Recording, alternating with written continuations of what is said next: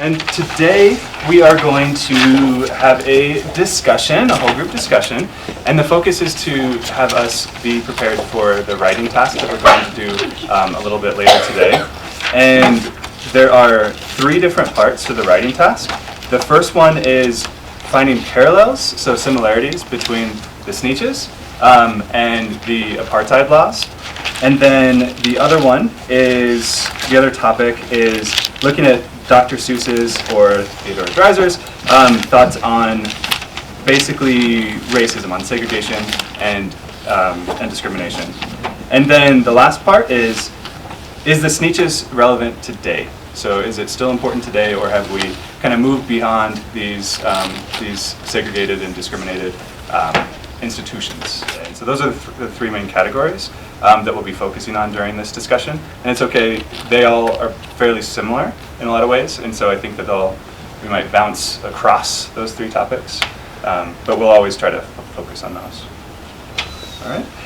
And really the main purpose of the green sheet is just to make sure that you are building off of each other's ideas, and that we're not just having a monologue that's where just one person's talking. So it's important that we are actually building off of others' ideas, or even disagreeing. And so there is a section on there too that you guys saw where it says different ideas for how to disagree. Okay. So does anybody want to start off? Does anybody have any general ideas about any of those topics? Yes.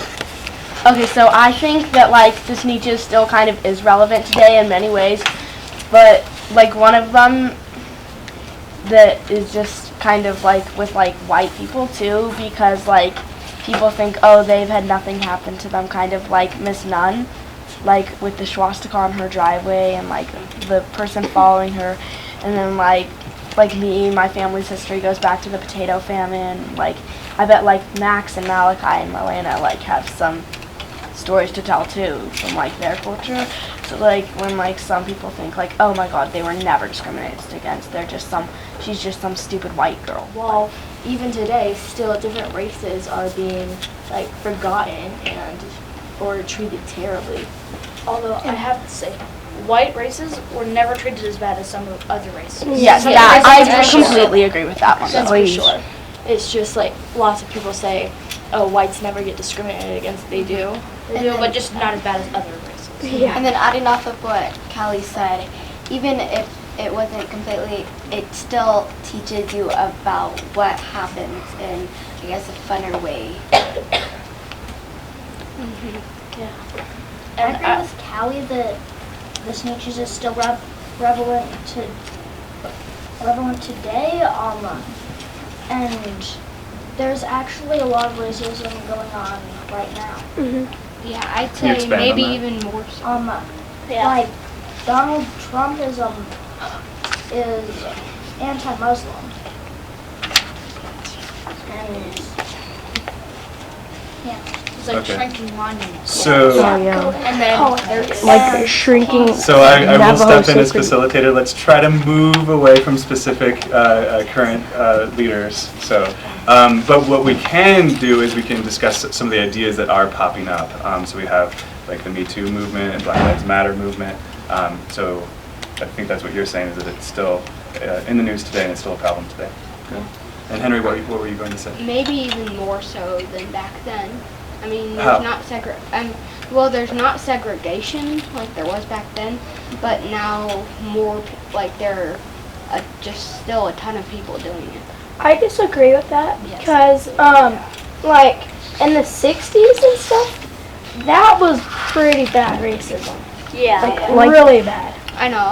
with I'm not the saying that it neighborhood wasn't. baseball. I'm not saying that But it's they more so weren't today. they weren't allowed to stay in hotels or eat Yeah. at restaurants because they were It black. was really Back then, it was slavery was legal, and that's Well, back not when in the before 60s, Lincoln. Garrett. Yeah. He's talking about way back then. Yeah. Yes. Way. Way. And nothing will ever top how bad that was. Yeah. Okay, so Henry, what do you want to expand on that? I wasn't saying that it's worse now. It's I was still just saying that it's still pretty bad now. Okay. And even though the racism isn't exactly to the extent it was then, it still happens. It just happens in a different kind of way. And In a less and- What, could you explain what you mean by a different kind of way? Like instead of like showing it like all the time, people will do it where no one will really know and stuff like that. Yeah. So and kind of it's more subtle. Yeah. Like today, there's much more subtle things than like slavery, Mhm. like how like black people or Hispanics might not be like paid as much. Yeah. And Way more subtle right now because like back then they were like everybody knew. like lots of people were like racist, and they were bold about like they were like growl at sort of. They weren't afraid to show it. Yeah. Now people are passive aggressive about it too, and so that's one of the things that kind of makes it worse. Because if you're passive aggressive about it, then it seems like you're just like this perfect person, but like underneath you're like some racist Nazi or something. So then like if you're just like not like showing it, then you're just sitting there like hating this group of people for like no reason. Like So that brings me to an idea that we are going to look at in our response. And it's about segregation and discrimination. Anybody share maybe the differences or similarities between segregation and discrimination? Or are they the same? Sometimes they're used as synonyms. Really? Well, segregation is like separating people because of their race or physical features or anything really, and then discrimination is just like being rude to people because of their physical features or anything. So I heard a couple times that some of you are saying that it's that subtleness is actually worse in some ways. Can someone explain that? How when it's subtle, it's possibly more challenging than if it's just more blatant, more obvious. Garrett. One reason that is because when it's subtle, other people don't realize how big of a problem it is. When it's a big thing that's going on, some people will realize this is a problem, we need to stop it. When it's subtle, people will be like, "Oh, this is just a small thing. It's not happening." And Even even though and lots of it people could be don't happening to realize. thousands of people, just they're not talking. And then like lots of people don't realize it's still going on and that needs fixed. Yeah. it's sort of like going back to what Henry was saying. It's still, I wouldn't say as bad as segregation, but like Garrett said, if it's more subtle, it's harder to figure out and stuff. Still, And it's harder to address because you're not Yeah. sure if you should say anything or how to feel. It can be really confusing. So let's go on to the topic of institutionalized racial segregation and discrimination. What do you think that institutional or institutionalized? How does that change segregation and discrimination? What do you think that? So looking at the root word there, what do you think? It sounds like it's like the government is trying to like encourage people to discriminate against like other people.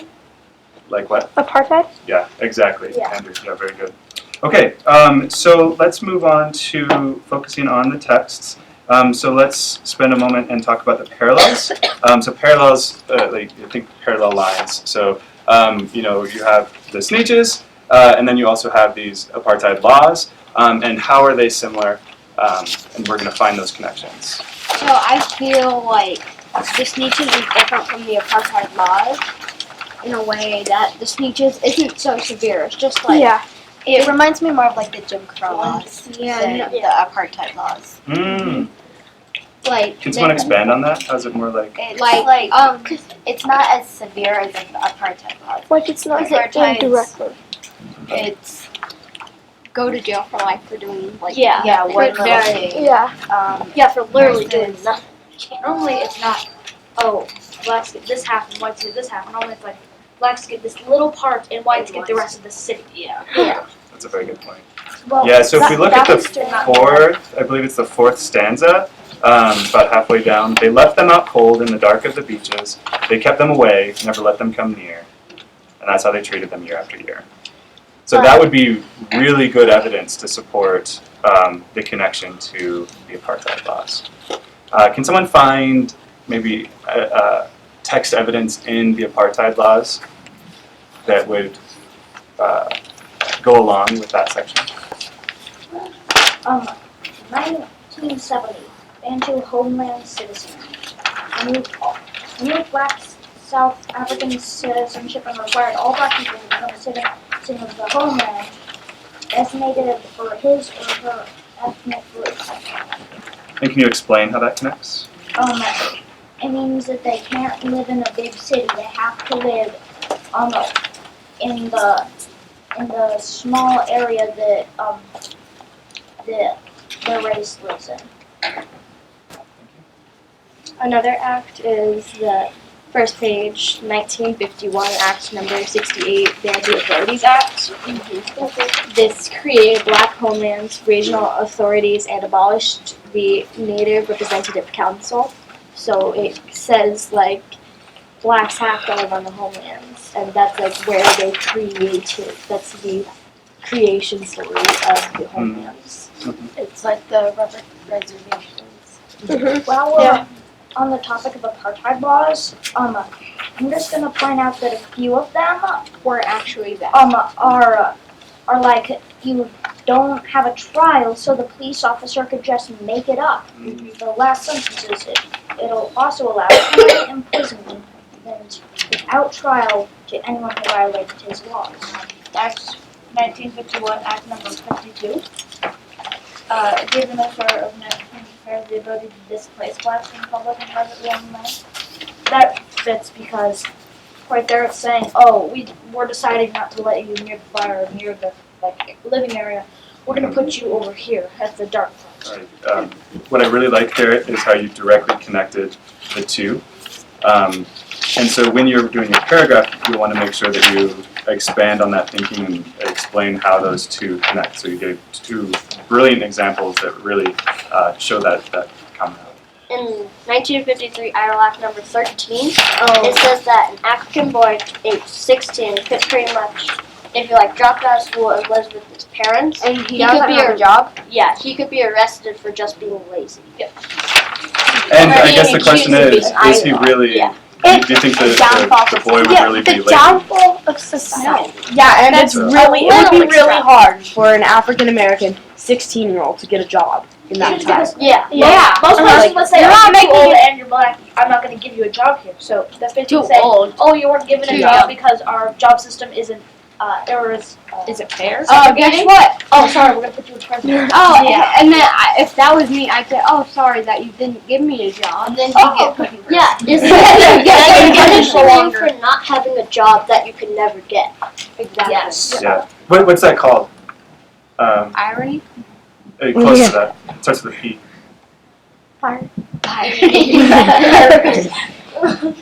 I was thinking paradox, where it's And then Act number 64, the Natives Prohibition of Inheritance Act, denied black people the ability to appeal the courts if they were forcibly removed from their land. So they could not make a trial. That kind of fits with something else we learned in social studies. It's that the government was taking some of these farmers' farms away because they weren't able to pay, but the farmers were saying that the new state taxes were putting them in debt, Yeah. and that sometimes of them probably might have been soldiers that weren't paid yet. Yeah. And that kind of fits with that. That it's not fair that their land's getting taken. I can't pay you if you For don't certain pay me. reasons, that's the Yeah. state's fault. right. Well, that's really similar to how American soldiers and Americans just came in and just took all the land from Native Americans. Yeah. Yeah. It's kind of like I can't pay you if I've already been paying you all of my money, like from taxes or something like that. Right. It just, And that's where I think it just feels like it's not fair. you still have to pay Well, me. like all of this I know is you not haven't fair. paid me. What we haven't discussed yet is the second part, and it's what is Theodore Dreiser's thoughts on institutionalized racial segregation and discrimination. So for this one, we'd look probably specifically at the Sneetches, and we'd tie it back to theme. So yesterday you wrote thematic statements, and I imagine that your thematic statement would be pretty similar to Theodore Dreiser's views. So let's see. Malachi, can you share out just a little bit about what you think Dr. Seuss feels about racism? Well, I think he doesn't like it, and once he didn't like it, and he wanted to stop it right away.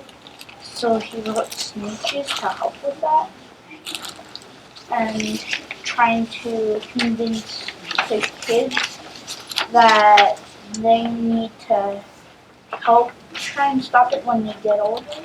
So then they know, so then the kids know what's happening, like, before they, like, grow up and become a part of it. Can we give you a quick round of applause?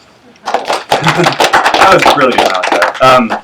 What I really liked about that is that you brought it back to a concern that I had with the Sneetches, which is that it's kind of a silly poem. Like the rhymes are just kind of silly, right? Sneetches on beaches, like that's just a really weird, kind of silly children's story. But yet we're talking about it with these really important topics. But what you said made it a lot of sense to me because the audience is for kids, and so it's to help kids kind of have a different perspective on diversity. Like, know what's happening. Like kids Yeah, grow up with these stories, and they like learn from these stories as they grow up, and that's like developmental for them. So like if they grow up learning these tales, like when they read this, when they're like 4 or 5 years old, they are like, oh yeah, this is a fun story. And as they grow up, they start realizing, oh my gosh, when I grow up, I need to change this because this is not right. She's informing them of what his generation has done so that the next generation can fix. Yeah, and I always think that he's just kind of like, in the end, we're all human. So Yeah. let's Like let the the last children know this through fluffy creatures. So then, in the end, we're all happy fluffy creatures. And actually, leading off that, I was looking at some Dr. Seuss information and articles online, and he actually got in kind of a bit of trouble-ish because some of his earlier stories had some pretty racist pictures, so very stereotypical American Indians and so on and so forth. So even he who wrote this really great story has some flaws too. It's less that they're like, oh, this is no longer cool. It's like they're like, oh, we don't want to be similar to them. We want to be special. We want to be our hierarchy selves. Like adding on to Andrew, how they're like when they get stars, with a starless Sneetches, they get stars. Like they keep on cycling back and forth, like sort of how like fidget spinners became really popular, and like if you had a fidget spinner, you were automatically really cool. And so just like the Sylvester McMonkey McBean, who had the star making star off machine, he made a bunch of money just like the people who were selling fidget spinners. We're going to end this here in just a moment, but I want to actually end it on Fisher's statement. So what question did you have? When was this written? Because we were in the library and we read some of the Dr. Seuss books, Mm-hmm. and some of them Miss Nunn said lots of them. If you really read them really closely, they have a huge meaning. Maybe the Lorax has a big meaning. Save the trees. Yeah, and tons of other stuff. Butter battle. Yep. Just when was this written? It was written in 1953. Oh, so yeah, that was. So what was going on in 1953? What had just happened in 1953? World War II. It's after World War II. Yeah. And what do we know about World War II? That's similar to the story. The Nazis and the Jews. Okay. Right. So yeah, you're definitely on the right track. Those are the kind of the big ideas. So it was pretty similar to apartheid in that before World War II, there were laws in Germany where if you were considered Jewish, you had a curfew. So it started off with these really simple laws, right? And then the laws were gradually increased. And then took us to concentration camps. Exactly, yeah. And so it just kept ratcheting up over time. So what else is happening in 1953? So the apartheid laws began. Yes. So apartheid officially started. All right. So hopefully that gives you quite a bit to work with. Your next task is to You can work with a partner if you want. You can work in a trio by yourself. And you're going to fill out the plan first. And for direct evidence, you might even just have like a page number on here with maybe a paragraph or stanza number as well. You don't have to directly rewrite the whole quote in here if you don't want to, although it might make your writing easier. And then the next part of the plan is on the back of the page. And so this one is about Dr. Seuss's thoughts towards institutionalized racism. And then direct evidence over here. So where in the text would you find the evidence to support the thought that you wrote down here? And then the final piece is the Sneetches still relevant today? And I think that should be pretty easy for you guys to come up with ideas. And then, if you do get done with the plan, you can start working on your draft right here. Okay. Any questions? Right, awesome. Brilliant job, guys. That was fantastic. Very good comments there. Okay.